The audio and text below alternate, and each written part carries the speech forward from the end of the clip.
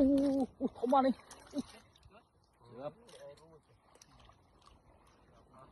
អរុនសុស្ដីដល់ពុកម៉ែបងប្អូនទាំងគ្នាបាទថ្ងៃនេះផងដែរគឺជាថ្ងៃជួឆ្នាំចិនបាទថ្ងៃទី15បាទហើយថ្ងៃនេះផងដែរខ្ញុំក៏ឆ្លៀតពេលទៅមើលស្រែមើលស្រូវអញ្ចឹងណាដើរមើលក្លោកកលៀតតាមបឹងតាមព្រែកអីអញ្ចឹងណាក្រាញ់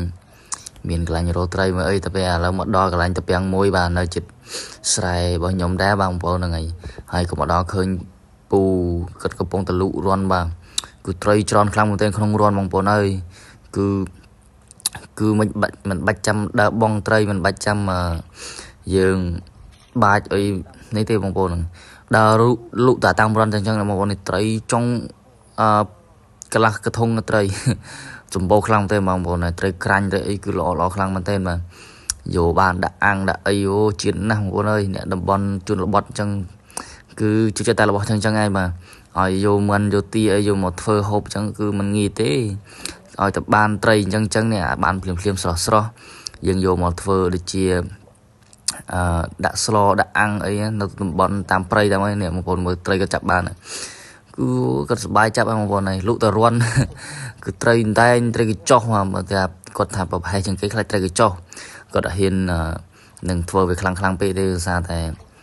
មុតត្រីកញ្ចុះមុតអីគឺមិនងាយស្រួលទេបងប្អូនហើយចុកឈឺត្រីតែងអីដូចគ្នានេះគឺសម្បូរខ្លាំងតែអាក្នុងរន់នេះហើយគាត់ពេលខ្លះគាត់ចាប់បានគាត់ខ្ជិលយកបោះចោលទៅវាសម្បូរពេកអាត្រីកញ្ចុះហ្នឹងបើសិនជាបងប្អូនមានចំណាប់អារម្មណ៍ច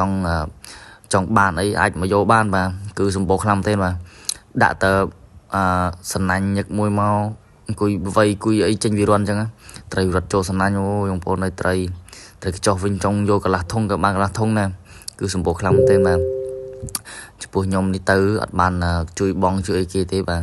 អត់បានជួយរោទេបាទទៅដល់ក៏ជ្រៀតពេលថតឲ្យបងប្អូនត្រីអូលុរន់បាយចាប់គាត់អូគេថាអញរត់តាណា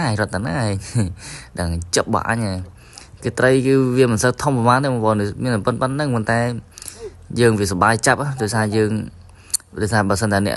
តែចេះរកត្រីឲ្យគាត់ដឹងថាសប្បាយចាប់ត្រីវារបៀបមិនហើយត្រីដែលចូលរន់នេះវាមានមូលហេតុរបស់វាគឺដោយសារតែមានគេអូសម៉ងបងប្អូនហ្នឹងគេអូសម៉ងអាម៉ងធំដល់ពេលអូសទៅត្រីវាមិនអត់បាននៅកណ្ដាលទឹកឥឡូវវារត់ចូលរន់រត់តាមចូលតាមក្លោកកលៀតអញ្ចឹងហ្នឹងហើយវាបាននៅកណ្ដាលទេដោយសារមានអ្នកអូស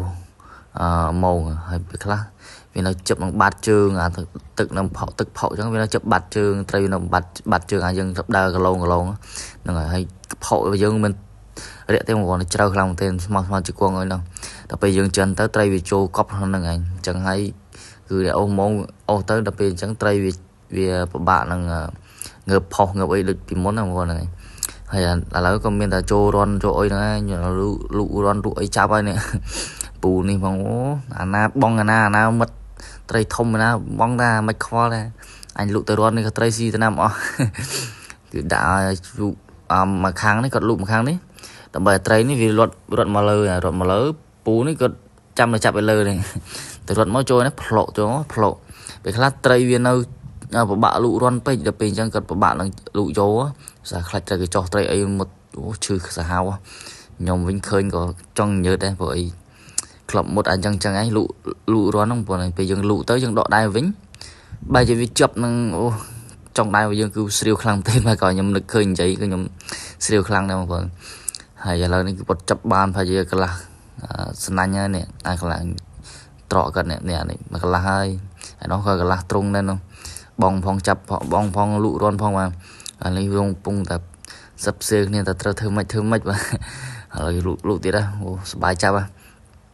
ដៃ2ដៃ3អូទៅហើយអាយើងអ្នកថតនេះក៏ខ្វល់ក៏ជានោះគិតចង់ទៅលុព្រោះអីយើងវាក្លប់តែរោត្រីអញ្ចឹងដល់ពេលឥឡូវមកកាន់កាមេរ៉ាថតអញ្ចឹងអូ